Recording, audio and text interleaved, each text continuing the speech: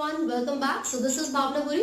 दोस्तों, आज हम बात करेंगे 11th स्टैंडर्ड के चैप्टर नंबर 5 के बारे में, which is morphology of flowering plants. Right, तो जो नीट के लिए इंपॉर्टेंट क्वेश्चंस हम डेली बेसिस पर डिस्कस कर रहे हैं। आई होप आप वो वीडियोस देख रहे हैं, एनसीईआरटी को पढ़ रहे हैं और उसके बाद एमसीक्यूज अटेम्प्ट कर रहे हैं। देखो, जितनी ज्यादा मेहनत मैं कर रही हूँ, मैं उससे ज्यादा एक्सपेक्ट करती हूँ कि आप लोग भी करेंगे। रोज अगर आप लोग एमसीक्यूज की प्रैक्टिस करोगे, तभी जाकर आपको ये पता चलेगा कि किस लेवल तक की तैयारी आप लोग कर चुके हो। ठीक है, और ये जो एक्स्ट्रा टाइम हम लोगों को मिला है ना प्रिपरेशन करने के लिए, तो बहुत सारे बच्चों ने मुझे कमेंट करके बोला था, मैम आप अपना शेड्यूल मत चेंज कीजिएगा, डेली बेसिस पर वीडियोस अपलोड कीजिएगा। डेफिनेटली मैं वीडियोस अपलोड करूंगी। इवन पहले अगर मैं 30 डेज के लिए सोच रही थी, अब जितना ज्यादा समय मुझे आगे मिलता रहेगा, मैं उतने ही डेज के लिए और ज्यादा वीडियोस अपलोड करूंगी। And I will try to complete all the chapters, 11th के भी और 12th के भी। तो आप लोग रेगुलर बेसिस पर वीडियोस देखिए, क्योंकि अगर आप एक दिन की वीडियो स्किप करोगे तो उतना ही ज्यादा डिले होती रहेगी आपकी तैयारी। ठीक है, तो चलिए स्टार्ट करते हैं। बेसिकली मॉर्फोलॉजी जो वर्ड मैंने यहाँ पर मेंशन किया हुआ है, what does this term explain? क्या मतलब है इसका? मॉर्फोलॉजी का मतलब होता है external characters. Morphology means external characters और एक्सटर्नल फीचर्स। किसके एक्सटर्नल फीचर्स की हम बात कर रहे हैं? फ्लावरिंग प्लांट्स की बात कर रहे हैं। सो फ्लावरिंग प्लांट्स कौन से होते हैं? जिन बच्चों ने प्रीवियस वीडियोस देखी है वो तो सब जानते हैं कि एंजियोस्पर्म्स को फ्लावरिंग प्लांट्स कहा जाता है। राइट, तो देखो, जो एंजियोस्पर्म्स है यानी कि जो फ्लावरिंग प्लांट्स हैं, आज हम उनके एक्सटर्नल अपीयरेंस के बारे में बात कर रहे हैं। जो उनके कैरेक्टर्स हैं, एक्सटर्नल का मतलब है बाहर से दिखने वाले, जिसको देखकर आप इजीली ऑब्जर्व कर सकते हो। तो किसी पेड़ को देखा आपने, किसी प्लांट को, ट्री को देखा, तो उस प्लांट को देखकर आपको क्या क्या चीजें नजर आएंगी? उस प्लांट को देखकर आपको उसकी स्टेम यानी कि जो उसका शूट सिस्टम है वो दिखेगा। रूट्स भी दिख जाती है, जैसे कि बरगद का पेड़ ले लो, बैंयन ट्री, हैंगिंग स्ट्रक्चर होता है ना उसमें, वो रूट्स होती हैं। राइट, उसके अलावा आप देखेंगे लीव्स आपको नजर आती है, फ्लावर्स नजर आते हैं, फ्रूट्स नजर आते हैं, सीड नजर आते हैं। तो ये सब क्या है? These all are the external features of a particular plant, यानी कि ये सब उसकी क्या है? मॉर्फोलॉजी है। इसी सब चीजों के बारे में हम डिस्कस करेंगे आपके चैप्टर नंबर 5 में। तो सबसे पहले हम डिस्कस कर रहे हैं रूट सिस्टम को। तो देखो, रूट सिस्टम की जब हम बात करते हैं, इसको आपको डिस्कस करने से पहले ये पता होना चाहिए ये रूट्स आई कहां से है ना? किसी सीड का स्ट्रक्चर अगर मैं बनाऊं, वो भी डाइकॉट सीड का। डाइकॉट, अब ये डाइकॉट क्या होता है? ये क्वेश्चन पूछ रहे हो, मतलब प्रीवियस वीडियोस नहीं देखी है ना? जब एंजियोस्पर्म पढ़ाया था मैंने, तो ही बताया था कि एंजियोस्पर्म में 2 क्लासेस होती हैं, डाइकॉट एंड मोनोकॉट। मोनो मतलब 1 कॉटिलिडॉन, डाई मतलब 2 कॉटिलिडॉन। अभी कॉटिलिडॉन्स क्या है? These are the leaf like structures which are present in a seed. अगर किसी भी सीड में सिंगल कॉटिलिडॉन होगा तो वो मोनोकॉट होते हैं।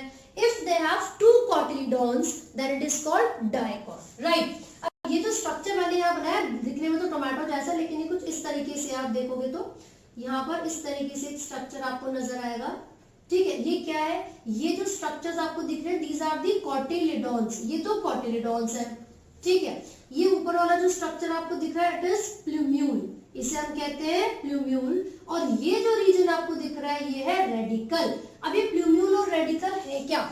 किसी भी सीड में जो कि डाइकॉट है, उसके अंदर एक स्ट्रक्चर है जिसको प्लूम्यूल कहा जाता है, दूसरा स्ट्रक्चर है जिसको रेडिकल कहते हैं। This plumule is responsible for the formation of shoot system, यानी कि प्लूम्यूल क्या है? फ्यूचर शूट हो गया, और रेडिकल क्या है? फ्यूचर रूट है। ठीक है, तो किसी भी सीड की जब जर्मिनेशन होती है, जब वो डेवलप करता है, तो आगे चल के वो किस तरीके से न्यू प्लांट में बदलेगा, उसका कौन सा पार्ट किस नए पार्ट में जाके बदलेगा।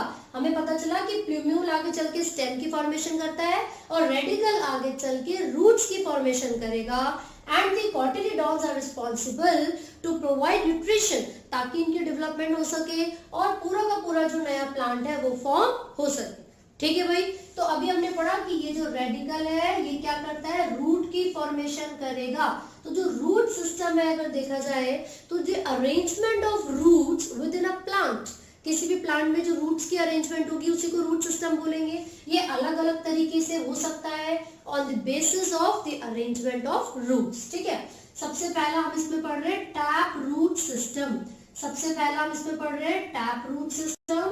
टैप रूट सिस्टम का एक एग्जांपल मैं पहले आपको बता देती हूँ, मस्टर्ड होता है। अब ये टैप रूट सिस्टम है क्या, देखो यहाँ पर आप देखोगे ये क्या था, ये रेडिकल वाला रीजन था, ये रेडिकल आगे चल के किस में डेवलप कर गया, ये रूट में डेवलप कर गया। ऊपर का जो हिस्सा होगा वो स्टेम होगी, ठीक है। ये जो रेडिकल था which has developed into the root, आप देखोगे इस रूट में ये जो थिक और बहुत ही ज्यादा फूड स्टोरेज का काम करने वाली जो ये रूट आपको नजर आ रही है, this elongated and thick root, this is the primary root. इस रूट को हम क्या कहते हैं, प्राइमरी रूट कहते हैं। अगर यहाँ से आपको बहुत सारी फर्दर ब्रांचेस निकलते हुए नजर आती हैं, this branch is the secondary root, फिर उसके ऊपर एक और ब्रांच है उसको टर्शरी रूट बोलोगे, है ना। तो इस तरीके का सिस्टम जिसमें मेन ब्रांच जो मेन स्टेम थी उसके बेस पर जो रेडिकल प्रेजेंट था, इस तरीके का रूट सिस्टम जिसमें रेडिकल से एक थिक रूट की फॉर्मेशन होती है and this root is further differentiated to form secondary roots and tertiary roots. तो इस तरीके के रूट सिस्टम को टैप रूट सिस्टम कहा जाता है। क्या कहते हैं, टैप रूट सिस्टम। तो यहाँ पर हमने देखा कि रूट्स की जो फॉर्मेशन हो रही थी वो रेडिकल से ही हो रही थी, और रेडिकल से बनने वाली जो इलोंगेटेड जो थिक रूट होती है वो प्राइमरी होती है, and the branches that are later formed उनको कहते हैं सेकेंडरी और टर्शरी रूट्स। और कलेक्टिवली सिस्टम को हमने क्या नाम दिया है, टैप रूट सिस्टम। ये क्लियर हो गया, ठीक है। लेकिन ऐसे बहुत सारे प्लांट्स आपको दिखेंगे जिसके अंदर ये जो रेडिकल था दिस इज शॉर्ट लिव्ड, यानी कि कुछ ही समय के लिए वो रेडिकल एग्जिस्ट करता है। आफ्टर अ सर्टेन टाइम उस रेडिकल की जगह से क्या होगा, कुछ थ्रेड लाइक स्ट्रक्चर्स, फाइबर्स यहाँ पर डेवलप होना स्टार्ट हो जाएंगे, ठीक है। तो यहाँ पर क्या हो गया, द रेडिकल डिसअपियर्स। जो यहाँ पर रेडिकल प्रेजेंट था वो क्या हो गया, डिसअपियर हो गया है, क्योंकि वो शॉर्ट लिव था। उसकी जगह पर यहाँ पर कुछ थ्रेड लाइक स्ट्रक्चर्स आपको नजर आ रहे हैं। It forms fibrous root. तो सबसे पहला हमने टैप रूट सिस्टम देखा था, second one is fibrous root. किस तरीके की रूट्स मिली हमें, फाइब्रस रूट। अब आप यहाँ पर इसके एग्जाम्पल की बात करोगे तो वीट का एक एग्जाम्पल हम यहाँ पर ले सकते हैं फाइब्रस रूट के लिए, right. Now the third one is adventitious. जो थर्ड टाइप की रूट्स होती है उसको एडवेंटिशियस रूट कहते हैं। अब इसमें क्या डिफरेंस होगा, देखो इसमें रेडिकल से प्राइमरी रूट आई, इसमें रेडिकल शॉर्ट लिव था, डिसअपियर हो गया, थ्रेड लाइक रूट्स आ गई जिसको फाइब्रस बोला। Third one is adventitious. C part में हम क्या पढ़ रहे हैं, एडवेंटिशियस रूट्स के बारे में पढ़ रहे हैं। देखो एडवेंटिशियस रूट्स में पता है क्या होगा, यहाँ पर रेडिकल तो फॉर्म करेगा ही, जो नॉर्मली वो रूट्स बना रहा था वो तो सब फॉर्म हो रही है, उसकी कोई दिक्कत नहीं है। लेकिन adventitious roots are those roots which are formed from the parts other than radical, यानी कि रेडिकल के अलावा अगर किसी दूसरे पार्ट से रूट्स की फॉर्मेशन होती है तो इस तरीके की रूट्स को हम एडवेंटिशियस रूट्स कहते हैं। फिर से सुनिए, अगर रेडिकल के अलावा किसी दूसरे पार्ट से, मान लीजिए स्टेम से, उसकी ब्रांचेस से बहुत सारी इलोंगेटेड रूट्स की फॉर्मेशन हो रही है, सो हम उसको बोलेंगे एडवेंटिशियस रूट्स। ये आपने बैनियन ट्री में देखी है, बरगद के पेड़ में देखी है, बहुत सारी स्टेम के सराउंडिंग में निकली हुई रूट्स दिखती हैं जो कि बेस तक जाती हैं, जो कि रूट्स तक जाती हैं और एक पिलर जैसी फॉर्म करती है, मतलब एक ऐसा ढांचा बना लेती है जो कि मैकेनिकल सपोर्ट प्रोवाइड करवाएगा पूरे बैनियन ट्री को, ठीक है। अब यहाँ पर आप देख रहे हैं एडवेंटिशियस रूट का भी एक एग्जाम्पल मैं बता देती हूँ। बैनियन ट्रीज का एक बहुत अच्छा एग्जाम्पल है, इसमें आप ऑब्जर्व कर सकते हो एडवेंटिशियस रूट्स को। तो इसमें क्या हो रहा था, जो भी आप पेड़, जिस भी आप ट्री के बारे में बात कर रहे हो, वहां पर आप देखोगे इस तरीके से बहुत सारी हैंगिंग रूट्स आपको नजर आएंगी, बहुत सारी हैंगिंग रूट्स आपको नजर आ रही है, and these hanging roots are in the support, या फिर बेसिकली रूट्स तक ये जो सॉइल है वहां तक पेनिट्रेट कर जाती है, पिलर की फॉर्मेशन करती है, ठीक है।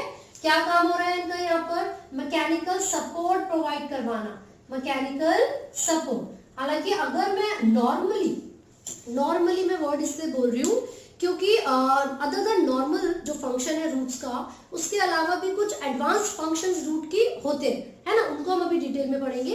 बट अगर नॉर्मली हम रूट से फंक्शंस की बात करेंगे तो आप देखोगे वाटर और मिनरल को एब्जॉर्ब करना फ्रॉम द सॉइल, पहला फंक्शन हो गया absorption of water and minerals from the soil, दूसरा फंक्शन हो गया एंकोरेज, यानी कि होल्ड करके रखते हैं पूरे प्लांट को ताकि वो गिर ना जाए।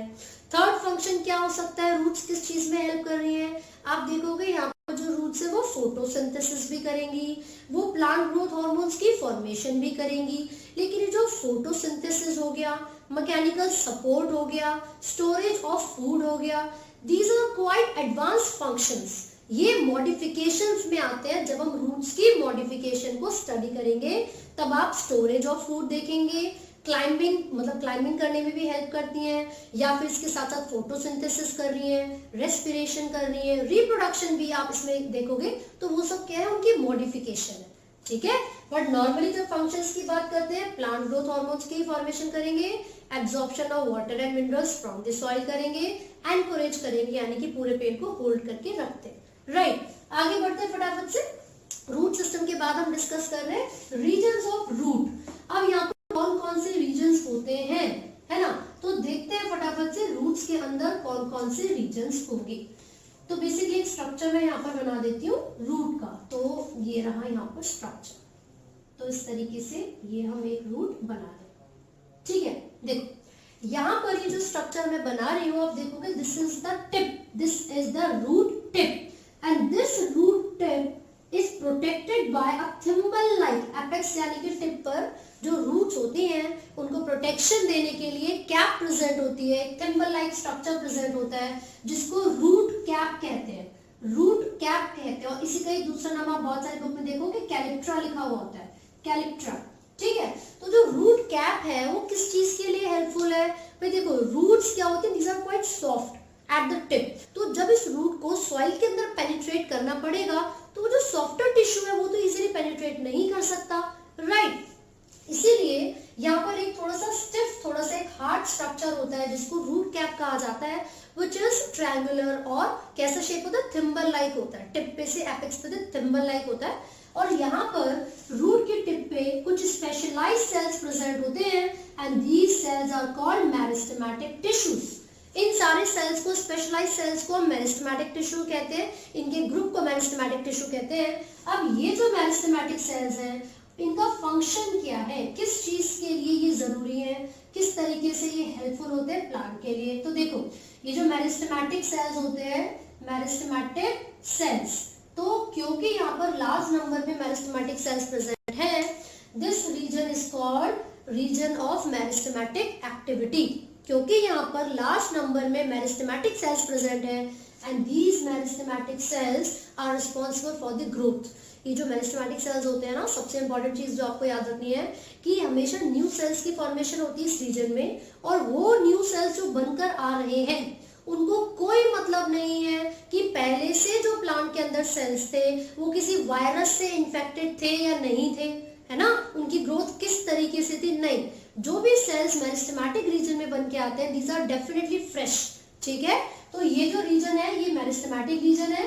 अब ये जो सेल्स बनकर आए आगे चल के इनमें क्या होगी, इलोंगेशन होगी, क्योंकि लंबाई को बढ़ाने के लिए, यानी कि पूरे प्लांट की ग्रोथ करने के लिए तो मेरिस्टेमेटिक सेल्स रिस्पॉन्सिबल है। तो ग्रोथ कब होगी, जब यहाँ पर इलोंगेशन होगी। तो सबसे पहला रीजन था मेरिस्टेमेटिक एक्टिविटी का, राइट। दूसरा रीजन यहाँ पर कौन सा हो गया, रीजन ऑफ इलोंगेशन, ठीक है। अब क्या होगा, now these cells that have been elongated, ये जो सेल्स इलोंगेटेड हो गए हैं अब वो क्या होंगे, बिल्कुल स्पेशलाइज्ड फंक्शन को परफॉर्म करना शुरू करेंगे, and these sales will become mature.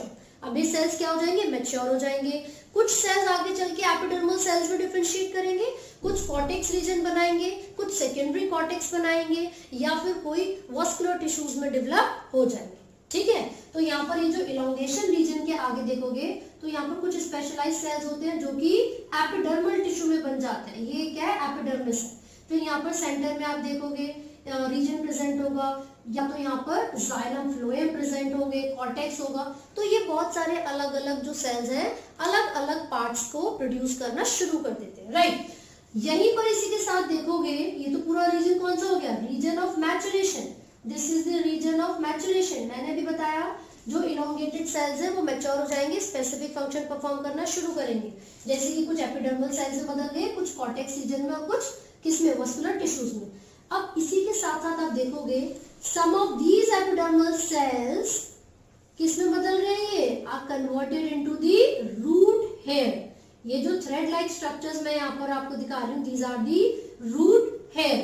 तो इसी रूट में जो रीजन ऑफ मैच्योरेशन था उसके ही सेल्स डिवाइड करते हैं और किसमें बदल जाते हैं, रीजन ऑफ मैच्योरेशन में किसकी फॉर्मेशन हो रही है, रूट हेयर की। तो क्वेश्चन नीट में आपसे यही पूछा जाता है, क्या पूछा जाएगा कि जो रूट हेयर है वो कौन से रीजन में प्रेजेंट होते हैं, these are present in the region of maturation, right. तो ये हमने रूट का स्ट्रक्चर देखा है। सबसे पहले सीक्वेंस पूछ जाएगा, region of meristematic activity, then elongation and then maturation. फिर पूछेंगे हेयर सेल कौन से या फिर रूट हेयर कौन से रीजन में प्रेजेंट होंगे, तो रीजन ऑफ मैच्योरेशन में प्रेजेंट होंगे, करेक्ट। चलिए आगे बढ़ते हैं फटाफट से मॉडिफिकेशन ऑफ रूट्स की तरफ। तो जो रूट्स की मॉडिफिकेशन है उसमें हम क्या क्या चीजें पढ़ेंगे, देखिए अभी हमने देखा टैप रूट्स होती है, ठीक है, these are the true roots। true roots क्यों बोलेंगे, क्योंकि वो रेडिकल से ही बनती है। Radical is the part from where these roots are developed, ठीक है। लेकिन रेडिकल के अलावा अगर किसी भी पार्ट से कोई रूट डेवलप होगी तो वो एडवेंटिशियस की या फाइबरस की कैटेगरी में आ जाएगी, करेक्ट। अब हम यहाँ पर बात कर रहे हैं what are the modifications, what are the modifications of roots. तो देखते हैं फटाफट से रूट्स की क्या क्या मॉडिफिकेशंस है। अभी मैंने बताया था आपको स्टोरेज में हेल्प कर सकती है, फोटोसिंथेसिस में हेल्प कर सकती है, साथ ही साथ वो रेस्पिरेशन में और रिप्रोडक्शन में भी हेल्प करेंगी। And certain roots are there जो कि नाइट्रोजन फिक्सेशन भी करती हैं। कुछ रूट्स ऐसी हैं जो कि नाइट्रोजन फिक्सेशन भी करती हैं। तो चलिए देखते हैं किस किस तरीके से मॉडिफिकेशन हो सकती है। सबसे पहले फूड स्टोरेज या फिर storage of food, storage of food. जब भी हम स्टोरेज ऑफ फूड के बारे में बात करेंगे तो देखिए इसमें भी आपको डिफरेंट टाइप्स मिल सकते हैं, जैसे कि देयर आर सम कॉनिकल, बिल्कुल कोन शेप्ड, कोन लाइक रूट्स होती हैं, है ना, जैसे कि आप कैरेट में ऑब्जर्व कर सकते हो। तो कैरेट के केस में अगर आप देखोगे तो कुछ इस तरीके से आपको रूट्स दिखेंगी, ये लाइक दिस। तो ये कॉनिकल रूट्स होती हैं जो कि फूड को स्टोर करने का काम कर रही हैं, ठीक है। अगर दूसरे में बताऊं, चलो ये तो हो गया कॉनिकल रूट्स, है ना। इसके अलावा फ्यूजिफॉर्म रूट्स देख सकते हो, कौन सी, फ्यूजिफॉर्म। अब फ्यूजिफॉर्म में क्या होगा, ऊपर से थोड़ी सी स्वेलो यानी कि सूजी हुई या फिर मोटी है और नीचे की तरफ से आके थोड़ी सी वो पॉइंटेड हो जाती है, टेपरिंग हो जाती है, ठीक है। And this is the upper portion which is quite visible, और उसके ऊपर भी कुछ इस तरीके से ब्रांचेस निकलेंगे। This is the fusiform. यहाँ पर आप कैरेट का एग्जाम्पल ले सकते हो, यहाँ पर आप रेडिश का एग्जाम्पल ले सकते हो, कैरेट का एंड रेडिश का एग्जाम्पल ले सकते हो, है ना। इसके अलावा अगर आप देखोगे तो कुछ ट्यूबरस भी होती हैं, है ना। तो ये सब क्या है, फूड को स्टोर करने का काम कर रही है। आप 4 o'clock का एग्जांपल ले सकते हो। ट्यूबरस रूट्स में वो इरेगुलरली शेप्ड होती हैं, उसमें कुछ स्पेसिफिक शेप नहीं है, ठीक है। तो यहाँ पर इसको हम ट्यूबरस बोलेंगे, ट्यूबरस, और इसमें आप एग्जाम्पल 4 o'clock का ले सकते हो, ठीक है। इसके अलावा अगर हम बात करते हैं तो एडवेंटिशियस में, ये तो एक तरीके से ये किसमें आ रहे हैं, ये टैप रूट का एग्जाम्पल है, टैप रूट का एग्जाम्पल है। और जो टैप रूट्स होती है क्योंकि रेडिकल से डेवलप करती हैं इसलिए वो ट्रू रूट्स है, राइट। तो ये तीनों ही किसमें आ गई, ट्रू रूट्स में आ गई। लेकिन जब स्वीट पोटैटो के बारे में हम बात करेंगे, जब हम स्वीट पोटैटो के बारे में बात करते हैं तो हालांकि है तो वो भी रूट की मॉडिफिकेशन, लेकिन क्वेश्चन आपसे पूछेगा किस तरीके की रूट है, तो आप बताओगे एडवेंटिशियस रूट है। कैसी होती है वो, एडवेंटिशियस रूट्स होती है, राइट। तो ये आपको याद रखना है कि जो स्वीट पोटैटो है वो किस तरीके की रूट मॉडिफिकेशन है, एडवेंटिशियस है। फिर पूछेंगे ये कैरेट किस तरीके की है, तो आप बताओगे टैप रूट है, राइट। तो ये क्वेश्चन नीट में आपसे पूछे जाते हैं। इसके अलावा फूड स्टोरेज के अलावा क्या क्या फंक्शन से परफॉर्म कर सकते हैं, चलो जरा दूसरा देख लेते हैं। यहाँ पर बोला जा रहा है कि ये नाइट्रोजन फिक्सेशन भी करती है। जो रूट्स है भाई वो नाइट्रोजन फिक्सेशन भी करती है। तो ऐसा कौन सा प्लांट है जिसकी रूट नाइट्रोजन फिक्सेशन करेगी, हम एग्जांपल में ले रहे हैं लेग्यूमिनस, लेग्यूमिनस प्लांट्स, है ना। तो ये जो पल्सेस है, लेग्यूमिनस प्लांट्स हैं, इसके अंदर जो रूट्स होती है दे perform the function of nitrogen fixation. लेकिन ये नाइट्रोजन फिक्सेशन कैसे करेंगी भाई, ऐसा क्या होता है इनके पास, देखिए सॉइल में कुछ बैक्टीरिया प्रेजेंट होते हैं जो कि इन लेग्यूमिनस रूट के अंदर अपनी एंट्री करेंगे। As soon as these bacteria enter the roots, तो क्या होगा, एक चेन लाइक स्ट्रक्चर की फॉर्मेशन होती है जिसको इन्फेक्शन थ्रेड बोला जाता है। एक चेन लाइक स्ट्रक्चर की फॉर्मेशन होती है, आप देख लो बैक टू बैक एक दूसरे के आगे पीछे मूवमेंट कर रहे हैं, इसको हम कहते हैं इन्फेक्शन थ्रेड। अब ये जो इन्फेक्शन थ्रेड है इसके अंदर जाते ही जो रूट हेयर होता है उसकी कर्लिंग स्टार्ट हो जाती है। जो रूट हेयर होगा इसकी कर्लिंग स्टार्ट हो जाएगी and as soon as the root hair curls it facilitates the entry of bacteria. अब इससे क्या होगा, और ज्यादा अच्छे तरीके से फैसिलिटी मिल जाती है बैक्टीरिया को रूट हेयर के अंदर जाने की। जैसे ही ये अंदर जाता तो ये कॉर्टेक्स रीजन यहाँ पर प्रेजेंट होता है there is a cortex region, तो उस कॉर्टेक्स रीजन में जाकर ये फर्दर डिफरेंशिएट करेंगे और इन बैक्टीरिया के अंदर एक एंजाइम प्रेजेंट होता है विच इज नाइट्रोजिनेस। कौन सा एंजाइम है, नाइट्रोजिनेस। इसी एंजाइम का यूज करके वो नाइट्रोजन फिक्सेशन करेंगे। तो जो नाइट्रोजिनेज एंजाइम है वो कहां पर प्रेजेंट था, बैक्टीरिया के अंदर। क्या काम करवा रहा है, नाइट्रोजन फिक्सेशन। किसके अंदर जाके, रूट्स के अंदर जाके। तो इससे प्लांट को क्या फायदा हो रहा है, प्लांट को जो मॉलिक्यूलर नाइट्रोजन प्रेजेंट था या जो एटमॉस्फेरिक नाइट्रोजन प्रेजेंट था उसको फिक्स करके जो नाइट्रोजन के कंपाउंड्स हैं वो मिल रहे हैं, है ना।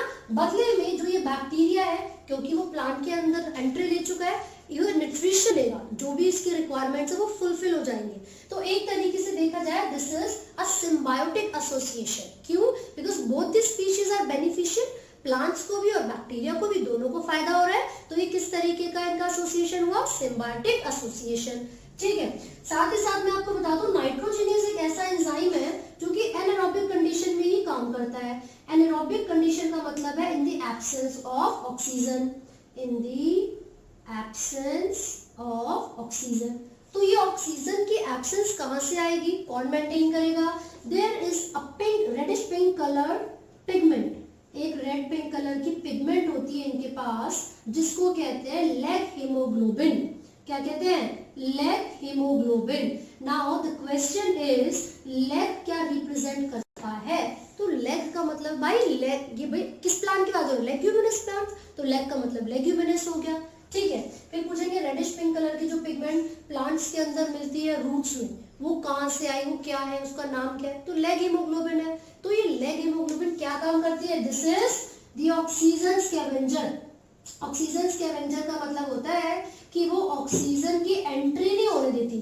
क्यों, क्योंकि एनारोबिक कंडीशन ही चाहिए उस एंजाइम को जो कि नाइट्रोजन फिक्सेशन करेगा।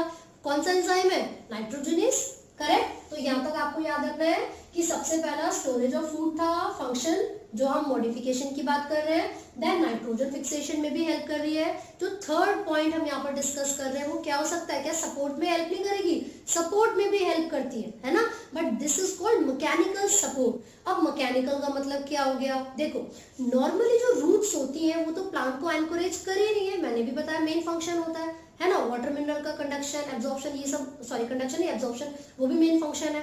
प्लांट ग्रोथ हार्मोन को प्रोड्यूस करना भी मेन फंक्शन है। लेकिन फिर मैकेनिकल सपोर्ट क्या है, एडिशनल फंक्शन है ये, तो इसलिए उसको मैकेनिकल सपोर्ट बोला हुआ है कि जो मेन रूट्स होती है उनको सपोर्ट पहुंचाना। ठीक है, तो चलिए हम यहाँ पर थर्ड स्टेप पढ़ रहे हैं, थर्ड इसका मॉडिफिकेशन पढ़ रहे हैं which is support, mechanical support. अब इसी के अंदर भी दो एग्जांपल्स मैं आपको बताऊंगी, मैकेनिकल सपोर्ट। चलिए देखो, एक तो आप यहाँ पर एग्जांपल ले सकते हो प्रॉप रूट का, prop roots that can be seen in banyan tree. Banyan tree में बड़ी आसानी से कुछ हैंगिंग रूट्स आपको दिख जाती हैं और वो हैंगिंग रूट्स सॉइल के सरफेस तक जाती है और एक पिलर लाइक स्ट्रक्चर की फॉर्मेशन करेंगी। जो मेन ब्रांचेस होती हैं, मेन स्टेम होती है, मेन प्लांट होता है, वो इतनी ह्यूज ब्रांचेस है, इतनी हैवी ब्रांचेस है कि उनका जो वजन है, उनका जो वेट है, उसको होल्ड रखने के लिए उस बैनियन ट्री को कुछ एडिशनल रूट्स की जरूरत थी। ठीक है, इसलिए उसके अंदर कौन सी रूट्स फॉर्म हो जाती है, प्रॉप रूट्स। क्या काम कर रही है ये, मैकेनिकल सपोर्ट प्रोवाइड करवा रही है। क्या एग्जांपल होगा इसका, बैनियन ट्री एग्जांपल होगा।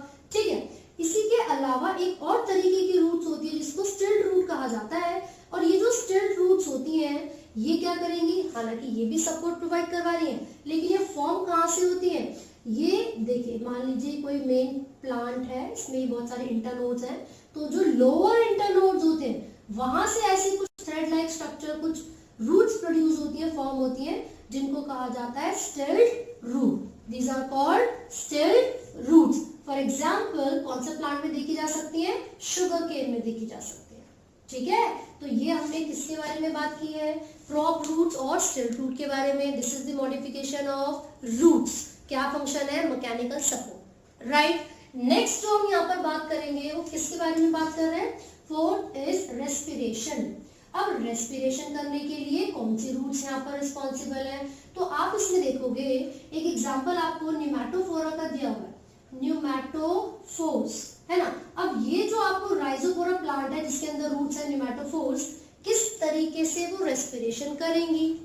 देखो बेसिकली ये जो प्लांट है राइजोफोरा, इसके अंदर होता क्या है, राइजोफोरा के अंदर होगा क्या, यहाँ पर देखिए कुछ रूट्स इसके नीचे की तरफ प्रेजेंट है, दीज आर द रूट्स, है ना। लेकिन क्योंकि जिस जगह पर ये प्रेजेंट है उस सॉइल के अंदर या वाटर के अंदर, वहां पर जो अमाउंट ऑफ ऑक्सीजन होने चाहिए था, जो अमाउंट ऑफ गैसेस जितनी अवेलेबिलिटी होनी चाहिए थी उतनी अवेलेबिलिटी नहीं होती है, तो ये क्या करते हैं, कुछ लेटरल ग्रोथ को फॉर्म करना शुरू कर देते हैं।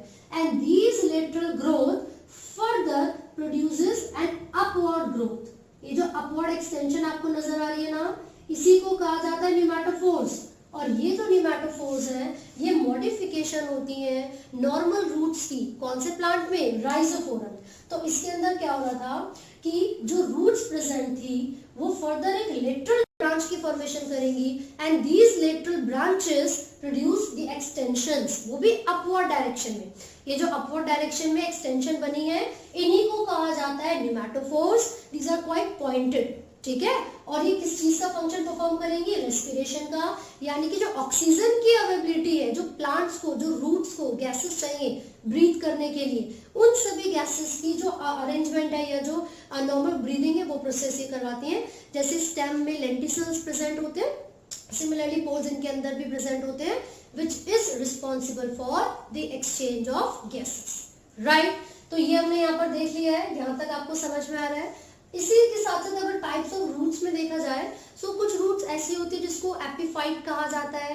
एपिफाइट का मतलब क्या है, जो किसी ट्री या किसी दूसरे पेड़ की ब्रांच के ऊपर ग्रो कर जाती है ना। और ये जो एपिफाइट है, these are also called hygroscopic. Hygroscopic इसलिए कहते हैं क्योंकि वो ह्यूमिडिटी को एब्जॉर्ब करती है, hygroscopic, because these are responsible for the absorption of humidity. जो नमी चाहिए, जो ग्रोथ करने के लिए गैसेस चाहिए, नमी वाटर चाहिए, उनको एब्जॉर्ब करने के लिए वो रिस्पॉन्सिबल है, तो उसको एपिफाइट कहते हैं। उसका एक एग्जाम्पल आप ऑर्किड्स ले सकते हैं, ठीक है। इसके अलावा there are some assimilatory roots. तो एसिमिलेटरी रूट्स क्या काम करती हैं, ये फोटोसिंथेसिस का फंक्शन करवाने के लिए जरूरी है। तो जो एसिमिलेटरी रूट्स होती हैं, कई बार ऐसा होगा किसी प्लांट के अंदर जो रेडिकल से डेवलप होने वाली मेन रूट्स होती हैं, प्राइमरी रूट्स होती हैं, वो डीजनरेट हो जाती हैं या फिर वो लॉन्ग लास्टिंग नहीं होती है ना। तो जो एडिशनल यानी कि जो एक्सेसरी रूट्स होंगी वो मॉडिफाई कर जाती हैं, और जो लीव्स है जो डीजनरेट हो गई हैं या प्रॉपर तरीके से वो क्लोरोफिल को या बोलेंगे सनलाइट को एब्जॉर्ब नहीं कर सकती, तो क्या होगा, उन प्लांट्स में, उन केसेस में जो रूट्स होती हैं वो मॉडिफाई हो जाती हैं and they contain some pigments which are responsible for the absorption of light and they perform the function of photosynthesis, correct. तो एक हमने एपिफाइट पढ़ा जिसको हाइग्रोस्कोपिक रूट कहते हैं, दूसरा एसिमिलेटरी रूट हो गया, थर्ड क्लाइंबिंग रूट्स आप देख सकते हैं। तो क्लाइंबिंग रूट्स में क्या होगा, वो क्या करेंगी, जैसे ब्रांचेस फॉर्म कर देती हैं और प्लांट्स की फर्दर ग्रोथ करवाती हैं, प्रोपगेशन में हेल्प करती हैं। सिमिलरली क्लाइंबिंग रूट्स भी इस तरीके से ग्रोथ में हेल्प करती हैं, ठीक है। इसके अलावा एक और पॉइंट आप इसमें ऐड कर सकते हैं विच इज रिप्रोडक्शन। तो रिप्रोडक्शन के लिए भी कुछ ऐसी रूट्स होती हैं जो कि स्वेलो हो जाती है और दे कंटेन सम बड्स, और वो जो बर्ड्स उनके सरफेस पर प्रेजेंट होती है व्हेनेवर दे डिसोसिएट, और वो रूट्स जो मेन रूट थी, जो मेन ब्रांच थी रूट की, अगर वहां पर कोई बर्ड डेवलप हुई, वो बर्ड्स वहां से सेपरेट हो जाएंगी और जहां पर मॉइस्ट सॉइल के कांटेक्ट में फिर से आ गई, वहीं से न्यू प्लांट की फॉर्मेशन स्टार्ट हो जाती है। तो हो गया ना reproduction, right. So this is observed in many plants. तो ये सारी जो चीजें हमने पढ़ी है, these are the modification of roots. अब हम आगे बढ़ेंगे और अब हम किसके बारे में बात करेंगे, स्टेम के बारे में बात करते हैं। तो मैंने आपको ऑलरेडी बताया था कि डाइकॉट सीड में जो दो मेन स्ट्रक्चर्स होते हैं, प्लूम्यूल और रेडिकल। प्लूम्यूल आगे चल के स्टेम की फॉर्मेशन करेगा, उसको फ्यूचर शूट कहा जाता है। तो ये जो स्टेम होगी किसी भी प्लांट के अंदर, वो कौन से पार्ट से डेवलप होती है, वो प्लूम्यूल से डेवलप होती है, राइट। ये सबसे इंपॉर्टेंट चीज थी। इसके सरफेस पर कुछ बर्ड्स प्रेजेंट हो सकती हैं, वो एपिकल बर्ड्स हो सकती हैं या फिर वो एक्सिलरी बर्ड्स हो सकती हैं। एपिकल यानी कि जो टिप पे प्रेजेंट होंगी, एक्सिलरी में लेटरल बर्ड्स भी आती हैं। तो आप देख सकते हो कि जैसे ब्रांचेस डेवलप कर रही हैं, नई नई ब्रांचेस फॉर्म हो रही हैं, तो वो जिन बर्ड्स को कैरी करेंगी या जिन बर्ड्स से वो ब्रांचेस डेवलप होंगी, these could be axillary buds if the branches are lateral, ठीक है। लेकिन टिप पर से अगर फर्दर ग्रोथ हो रही है तो वो जो बर्ड प्रेजेंट है टिप पर, उसको हम एपिकल बर्ड कहते हैं। ये क्लियर हो गया। जो स्टेम होती है वो किसी भी प्लांट के अंदर जो मेन स्ट्रक्चर है, ताकि वो पूरे प्लांट को, पूरे ट्री को होल्ड करके रख सके, वो स्टेम होती है। साथ साथ वाटर मिनरल्स का जो कंडक्शन होगा, फूड का जो कंडक्शन होगा, वो स्टेम की मदद से होगा। इसके जब आप मॉडिफिकेशंस पढ़ेंगे तो आपको पता चलेगा कि ये जो वाटर मिनरल का और फूड का कंडक्शन है, पूरे प्लांट को होल्ड करके रखना है, इसके अलावा भी जो स्टेम है बहुत सारे फंक्शंस परफॉर्म कर सकती है, ठीक है। लेकिन अभी मैं आपको बता दूं तो इसमें कुछ नोड्स प्रेजेंट होती हैं। नोड्स आर स्पेशल एक बर्ड लाइक स्ट्रक्चर है जहां से न्यू ब्रांचेस फॉर्म होती है, ठीक है। So nodes are the region on the stem from where the branches arise, right? और दो नोड्स के बीच का जो डिस्टेंस होता है उसको इंटरनोड कहा जाता है। दो नोड्स के बीच का जो डिस्टेंस होगा उसको इंटरनोड कहेंगे, राइट। अब यहाँ पर जो स्टेम्स है, बेसिकली अगर मैं बताऊं कि जो ये टाइप्स होते हैं स्टेम्स के, वो कौन कौन से हो सकते हैं, तो फिर आप देखोगे कि जो स्टेम्स है वो अंडरग्राउंड स्टेम हो सकती है, एरियल जो स्टेम है वो हो सकती है। एरियल का मतलब होता है कि सॉइल के सरफेस के अबव एयर में प्रेजेंट होंगी, और सब एरियल मतलब बीनीथ, ठीक है। तो अंडरग्राउंड स्टेम हो गई है, दूसरी एरियल हो सकती है, और तीसरी कौन सी हो सकती है, थर्ड हो सकती है सब एरियल, है ना। तो इन सबके जरा एग्जांपल देख लेते हैं। ये मॉडिफिकेशन में भी आएगी, आप देखोगे। तो देखो अंडरग्राउंड स्टेम जो होती है उसके एग्जांपल में आप ट्यूबर के बारे में पढ़ सकते हो, राइजोम के बारे में पढ़ सकते हो, साथ ही साथ बल्ब के बारे में पढ़ सकते हो। तो देखते हैं फटाफट से, ट्यूबर के बारे में बात कर रहे हैं। ट्यूबर का एग्जांपल आपने एनसीईआरटी में पोटैटो देखा होगा। पोटैटो के सरफेस पर कुछ बर्ड्स प्रेजेंट होती हैं, राइट। बहुत सारे स्टूडेंट्स कंफ्यूज होते हैं पोटैटो किसकी मॉडिफिकेशन है और स्वीट पोटैटो किसकी मॉडिफिकेशन है। तो ये क्वेश्चन नीट में भी आपसे पूछा जाता है कि जो पोटैटो और स्वीट पोटैटो है वो वेरी करते हैं एक दूसरे से, तो क्या डिफरेंस है दोनों के अंदर। तो आप बताएंगे that sweet potato is a modification of root, sweet potato is a modification of root, whereas potato is a modification of stem। ये सबसे इंपॉर्टेंट यहाँ पर कैरेक्टर हो गया, डिफरेंस हो गया दोनों के बीच में। तो अगर स्ट्रक्चर के बारे में बात करें तो रूट तो स्वीट पोटैटो के लिए हो गया और स्टेम पोटैटो के लिए हो गया, तो दोनों का स्ट्रक्चर ही अलग है, ओरिजिन ही अलग है ना। लेकिन फंक्शन क्या होता है, स्वीट पोटैटो भी स्टोरेज ऑफ फूड करती है और पोटैटो भी, तो फंक्शन दोनों का सेम है। और ऐसे स्ट्रक्चर्स जो कि ओरिजिन और स्ट्रक्चर डिफरेंट होता है और फंक्शन सेम होते हैं, उनको एनालॉगस कहा जाता है, राइट। तो स्वीट पोटैटो एंड पोटैटो कौन सी कैटेगरी में आते हैं, एनालॉगस की कैटेगरी में आते हैं, ठीक है। तो अंडरग्राउंड स्टेम का एक एग्जांपल हमने यहाँ पर ट्यूबर देख लिया है। दूसरा एग्जांपल मैं आपको बल्ब बता सकती हूँ। तो ये जो बल्ब है वो भी एक पार्ट होता है स्टेम में, एडिशनल स्टेम की तरह स्ट्रक्चर होता है ना। जैसे कि इसमें आप अनियन, गार्लिक का एग्जांपल ले सकते हो।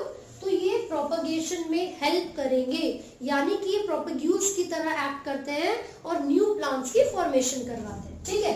लेकिन मॉडिफिकेशन किसकी है, अगेन स्टेम की मॉडिफिकेशन है। Third is rhizome. तो राइजोम में आप एग्जांपल ले सकते हो जिंजर और बनाना का, ठीक है। तो जिंजर और बनाना के सरफेस से प्रोड्यूस होने वाले कुछ बर्ड लाइक स्ट्रक्चर्स होते हैं, सॉरी हेयर लाइक स्ट्रक्चर्स होते हैं, जिनको राइजोम कहा जाता है। क्लियर है। तो ये तो हो गई underground stem. Then aerial stem के बारे में जब हम बात करेंगे तो इसमें आप मॉडिफिकेशन में फाइलोक्लेड्स देख सकते हो, है ना, और क्लेडोड देख सकते हो। तो जो फाइलोक्लेड्स है, जो क्लेडोड है, ये किसमें मिलेंगी, जो फाइलोक्लेड्स है these could B observed in cactus and opuntia. इनके अंदर क्या होता है, जो स्टेम होती है बिल्कुल फ्लैटेंड हो जाती है ना। कई जगह आप देखोगे बिल्कुल फ्लैशी और फ्लैटेंड स्टेम जो होगी उसको हम क्या बोलते हैं, फाइलोक्लेड बोलते हैं। तो फाइलोक्लेड का एग्जांपल क्या हो गया, यहाँ पर कैक्टस का एग्जांपल ले सकते हैं, साथ ही साथ ओपुंशिया का एग्जांपल भी ले सकते हैं। लेकिन जब क्लेडोड के बारे में बात करेंगे तो उसमें आप देखोगे एस्पैरागस का एक एग्जांपल यहाँ पर देख सकते हैं। एस्पैरागस का एग्जाम्पल आ जाएगा, है ना। तो इसमें क्या होता है, जैसे कि ये मेन स्टेम थी, उस पर एक ब्रांच डेवलप हुई, there will be a bud जो कि बहुत सारे छोटे छोटे से लीफ लाइक स्ट्रक्चर की फॉर्मेशन करेगी। लीफ लाइक स्ट्रक्चर मैंने बोला है, but this is a modification of stem, ठीक है। तो फाइलोक्लेड में बिल्कुल फ्लैट हो जाती है, और यहाँ पर आप देख रहे हो ये पॉइंटेड जो स्टेम है उसकी फॉर्मेशन हो रही है। तो फाइलोक्लेड एंड क्लेडोड ये दोनों ही एरियल जो स्टेम है उसकी मॉडिफिकेशन के अंदर आती है, ठीक है। सब एरियल के बारे में जब आप बात करोगे तो आप यहाँ पर ऑफसेट का एग्जाम्पल ले सकते हो, ऑफसेट हो गया। इसके एग्जाम्पल में ऑफसेट के अलावा रनर ले सकते हो, सकर ले सकते हो, स्टोलन ले सकते हो। ऑफसेट हो गया, देन रनर, ठीक है, देन सकर एंड स्टोलन। ये सब क्या है, ये सब ऐसे स्ट्रक्चर्स हैं, ये सब रूट्स की मॉडिफिकेशन है जो कि अलग अलग तरीके से प्लांट के लिए हेल्पफुल होती है। तो जो ऑफसेट है it could be observe in pistia, साथ साथ जो आपका वाटर यासेंथ है जिसको आप इकोनिया क्रेसिपस भी कहते हैं, उसके अंदर भी ऑब्जर्व किया जा सकता है, ठीक है, वाटर यासेंथ, राइट। तो इसके अंदर सब एरियल स्टेम मिलती है, फॉर एग्जांपल ऑफसेट। और रनर किसमें मिलेगा, ग्रास के अंदर आप ऑब्जर्व कर सकते हो। सकर आपको मिंट के अंदर देखने को मिल सकता है। जो स्टोलन है उसके बहुत सारे एग्जाम्पल आपको मिलेंगे, है ना। उसमें से एक एग्जाम्पल आपको पीपल का भी दिया हुआ है। तो ये जो एग्जाम्पल्स है या ये जो मॉडिफिकेशंस है, ये जो टाइप है, किसके है, सब एरियल स्टेम के, राइट। तो ये जो एग्जाम्पल्स आपको दिए सारे एक एक एग्जाम्पल आपको याद होने चाहिए। सकर और स्टोलन के बारे में जब बात करते हैं तो उसमें आप ये देखोगे कि जो डिफरेंस आता है वो उनके स्ट्रक्चर में आता है। यहाँ पर ना ये इस तरीके से ब्रांचेस निकली हुई होती हैं, इनके बीच में जो डिफरेंस होता है तो वो यहाँ पर आप देखोगे कुछ इस तरीके से इंटरकनेक्शन है, लेकिन उसमें जो इंटरकनेक्शन है it will be below the branches, इस तरीके से। तो ये दोनों एक दूसरे से स्ट्रक्चर के जो इंटरकनेक्शन का स्ट्रक्चर है उसके बेसिस पर डिफर करते हैं, राइट। तो ये हमने स्टेम्स के बारे में, टाइप्स ऑफ स्टेम्स के बारे में पढ़ा है। अब अगर हम आगे बढ़ेंगे तो आप देखोगे कि इनके जो फंक्शंस हैं, इसके अलावा थॉर्न्स के बारे में हम बात करेंगे और टेंड्रिल्स के बारे में बात करेंगे।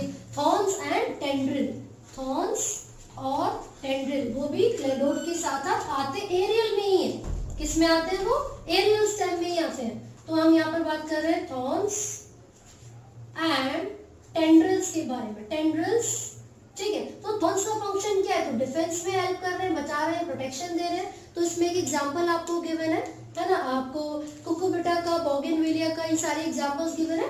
तो हम यहाँ पर लिख रहे हैं थॉर्न्स एंड बोगेनविलिया, ठीक है। और टेंड्रिल्स में आपको बहुत सारे एग्जांपल दे रखे हैं, इसमें क्यूकम्बर का भी, वाटरमेलन का भी एग्जांपल दे रखा है, ठीक है। तो ये सारे एग्जांपल्स जो है वो आपको याद करने हैं। फंक्शंस की अगर हम बात करेंगे, थॉर्न्स रिस्पॉन्सिबल है डिफेंस में यानी कि बचाने में प्रेडेटर से, और जो टेंड्रिल्स है वो क्लाइंबिंग करवाने में हेल्प करेंगी। So these are the functions and the modifications of stem. तो ये हमने स्टेम के बारे में बात की है, आपको यहाँ तक अच्छे तरीके से याद रखना है। जैसे इसके अलावा भी आप बात करते हो ना, वेजिटेटिव प्रोपगेशन में बहुत सारे तरीके आते हैं, कटिंग, ग्राफ्टिंग, लेयरिंग, ये आपका होमवर्क है। आपको उन सबके दो दो तीन तीन एग्जांपल्स बहुत अच्छे से याद करने हैं। कटिंग, ग्राफ्टिंग, लेयरिंग सबके एग्जांपल्स याद होने चाहिए। स्टोलन के एग्जांपल हो गया, या फिर रनर का हो गया, सकर का हो गया, मिंट का हो गया, ठीक है। तो ये कुछ ऐसी चीजें जो कि हम लोअर स्टैंडर्ड में ऑलरेडी पढ़ चुके हैं, राइट। तो ये आपको याद करना है। इसके बाद जो अगला टॉपिक हम डिस्कस कर रहे हैं वो क्या होगा, हम बात करेंगे लीव्स के बारे में, ठीक है। तो चलिए लीव स्टार्ट करते हैं फटाफट से। तो ये जो लीव्स है एक्सटर्नल फीचर के अंदर ही एक पार्ट है। तो जब आप देखोगे ब्रांच जा रही होती है स्टेम की, वहां से एक छोटी सी पॉइंटेड स्ट्रक्चर आपको नजर आ रहा है, दिस इज, ये जो पूरा पार्ट है, जो पोर्शन आपको नजर आ रहा है, इसमें आप देखोगे मैंने सिंपल लीफ को ड्रॉ किया हुआ है, राइट। जो सिंपल लीफ है ये उसका बेस है, and this is called leaf base, इसको हम कहते हैं लीफ बेस। साथ ही साथ एक छोटी सी रिड्यूस्ड लीफ प्रेजेंट होती है एट द बेस, इसको कहा जाता है स्टिप्यूल। इसको क्या कहते हैं, स्टिप्यूल। और ये जो इलोंगेटेड ट्यूबुलर स्ट्रक्चर आपको नजर आ रहा है ये है पेटियोल। इसको क्या बोलेंगे, पेटियोल बोलेंगे। तो पेटियोल का फंक्शन क्या है, किसी भी ब्रांच से लीफ का जो ब्रॉड पोर्शन होता है जिसको लीफ ब्लेड कहा जाता है, किसी भी ब्रांच, ये पूरी ब्रांच है ये वाली, इससे जब लीफ कनेक्टेड होगा या फिर ये जो लीफ ब्लेड है वो जुड़ा हुआ होगा तो कौन से पोर्शन से, पेटियोल की मदद से जुड़ा होगा, right. And there will be some ये नेटवर्क इंटरकनेक्शंस, आप देखोगे नेटवर्क आपको ब्रांचेस जैसे नजर आएंगे, है ना। ये जो अरेंजमेंट आपको नजर आ रही है, ये जो अरेंजमेंट है, इस पूरी अरेंजमेंट को वेनेशन कहते हैं। And these tubular structures that could be seen are called veinlets, veinlets। Centre में से जो लाइन जा रही है ना, इसको मिडरिप कहा जाता है, इसको मिडरिप कहा जाता है, और मिडरिप का ही दूसरा नाम होता है vein, VEIN। And as I told you they are arranged in a specific manner, है ना। और इनकी जो अरेंजमेंट होती है उसको हम वेनेशन कहते हैं।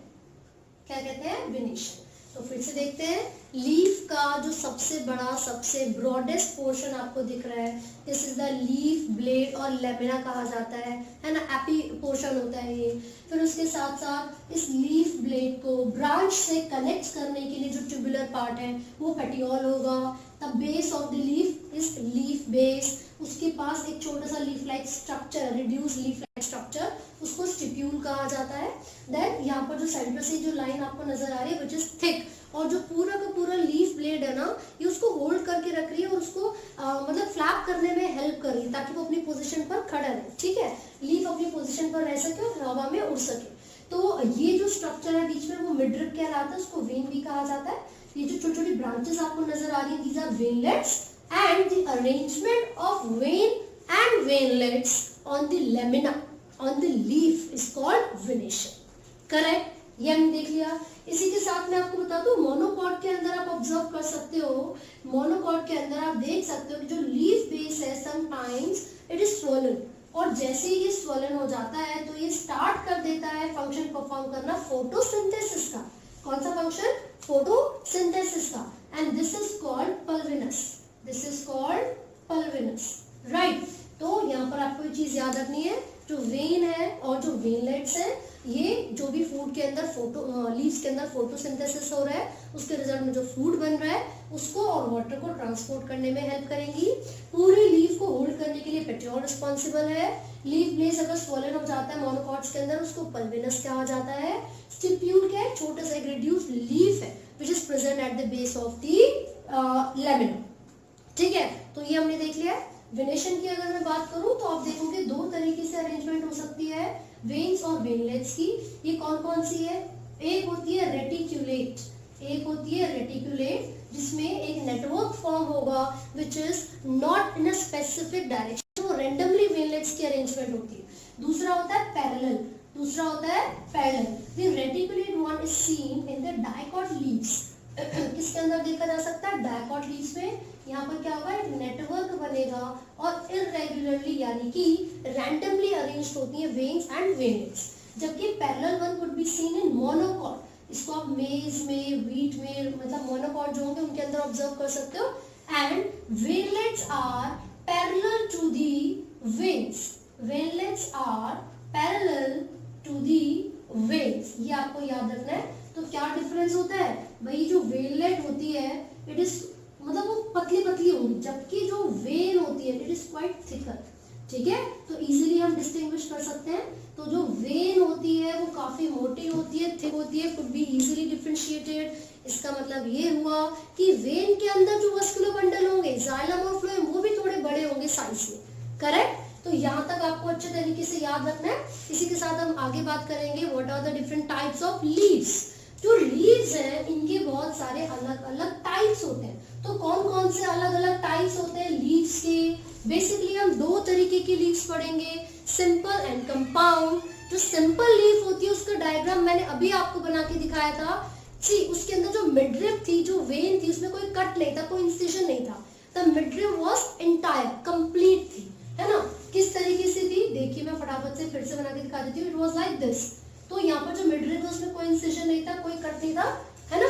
लेकिन अगर कभी भी ऐसा होगा कि जो लीव्स होती हैं उनमें क्या होगा, मान लीजिए लीफ इस तरीके से बनने वाली थी, लेकिन उसकी जो मिडरिप थी, मिडरिप में एक इंसिजन आ गया और वहां से बहुत सारी छोटी छोटी लीफलेट्स की ग्रोथ हो गई। अगर वहां से बहुत सारी छोटी छोटी लीफलेट्स की ग्रोथ हो जाए, चाहे वो अलग अलग पॉइंट से हो या फिर वो सेम पॉइंट से, जैसे कि इसके अंदर ये हो सकता है कि यहाँ पर क्या था, ये मिडरिप बनने वाली थी, बट यहाँ पर मिडरिप से क्या हो गया, बहुत सारे इंसिजन हुए, कट हुए और छोटी छोटी लीफलेट्स की फॉर्मेशन हो गई।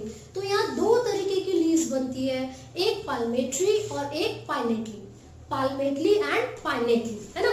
तो पाल्मेटली लीफ, पाल्मेटली इसके अंदर क्या होता है, पाल्मेटली, ठीक है, इसके अंदर और पाइनेटली के अंदर क्या डिफरेंस हम देख सकते हैं, हम ये देख रहे हैं कि यहाँ पर अलग अलग जो ये पॉइंट्स हैं वहां से लीफलेट्स की फॉर्मेशन हो रही है, जबकि यहाँ पर एक ही एक्सिस पर सिंगल पॉइंट से बहुत सारे लीफलेट्स की फॉर्मेशन होगी, राइट। एंड पाल्मेटली, ये पाल्मेटली है एंड देन पाल्मेटली, ठीक है। तो ये जो दो तरीके की आपको यहाँ पर लीव्स मैंने बना के दिखाई है, these both are the examples of compound leaves. इसमें जो एक मिडरिप कंप्लीट होनी चाहिए थी वो कंप्लीट नहीं है, देयर इज एन इंसिजन, और उस इंसिजन की वजह से देखो क्या हुआ, ये जो मिडरिप थी इसमें ये छोटी छोटी सी लीफलेट्स की फॉर्मेशन हो गई। इनको क्या कहते हैं, इनको कहते हैं लीफलेट्स, राइट। और ये जो मिडरिप है ना, दिस इज कॉल्ड रेचिस। इस मिडरिप को हम क्या बोलते हैं, रेचिस बोलते हैं, जो कि एक्सिस की तरह होती है जहां से बहुत सारी लीफलेट्स की फॉर्मेशन होगी। And the example of palmately is neem, हम यहाँ पर नीम का एग्जांपल ले सकते हैं। पाल्मेटली में आपकी एनसीईआरटी में भी गिवन है, सिल्क कॉटन का एग्जांपल हम यहाँ पर ले रहे हैं। So what is the difference, यहाँ पर आप देखोगे एक नोड से एक या दो ही लीफलेट्स की ग्रोथ हो रही है, जबकि पाल्मेटली में एक ही नोड से बहुत सारी लीफलेट की ग्रोथ हो रही है। सो ये डिफरेंस है इन दोनों के अंदर, ठीक है।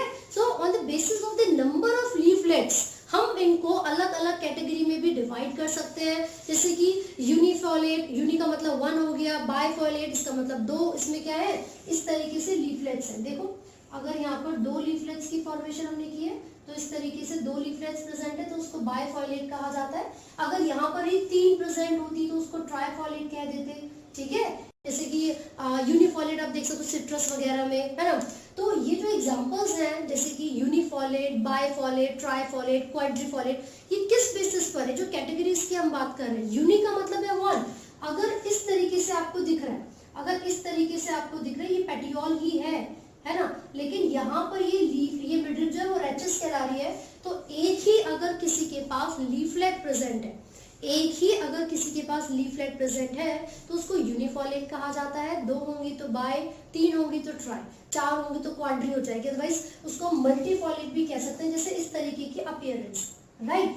अब हम आगे बात करेंगे फाइलोटेक्सी के बारे में ना। व्हाट इज फाइलोटेक्सी, फाइलो का मतलब प्लांट्स यानी कि लीव्स हैं। सो फाइलोटेक्सी का मतलब है the arrangement of leaves, the arrangement of leaves on the axis, किस तरीके से जो लीव्स है उनके अरेंजमेंट है किसी भी फाइलोटेक्सी यानी कि अरेंजमेंट ऑफ लीव्स, किस तरीके से लीव्स की अरेंजमेंट हो सकती है किसी भी एक्सिस पर। तो हम यहाँ पर थ्री टाइप्स पढ़ रहे हैं। सबसे पहला है ऑल्टरनेट। ऑल्टरनेट का मतलब क्या है भाई, ऑल्टरनेट का मतलब है कि किसी भी एक्सिस पे जो लीफ होगी, एक नोड से सिर्फ एक ही लीफ की फॉर्मेशन, एक नोड से सिर्फ एक ही लीफ की फॉर्मेशन हो रही है। ये जो लीफलेट्स यहाँ पर बन रही है, एक नोड से सिर्फ एक ही लीफलेट, राइट। तो इसका जो एग्जाम्पल है वो हम ले सकते हैं, एक तो आप यहाँ पर चाइना रोज का एग्जाम्पल ले सकते हैं, मस्टर्ड का भी एग्जाम्पल ले सकते हैं।